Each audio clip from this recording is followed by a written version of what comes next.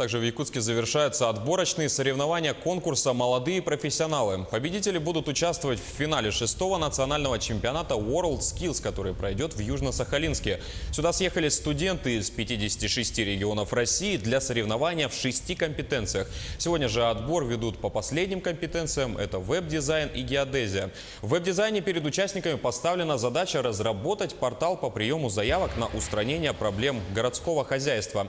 А по геодезии они проектируют оси сооружений и выполняют топографические съемки. Списки ребят, которые поедут на финал национального чемпионата, определят уже в середине июня. Геодезия, то есть наша компетенция, она вообще основа любого строительства. То есть без геодезиста не начинается ни строительство, ни автомобильных дорог, ни каких-то зданий. В вашей республике без геодезистов, конкретнее маршрутов, невозможно добывать полезные ископаемые. Участников оценивают эксперты по критериям, то есть, вкратце, если то по их промерам, то есть по соблюдению геометрии именно при выносе.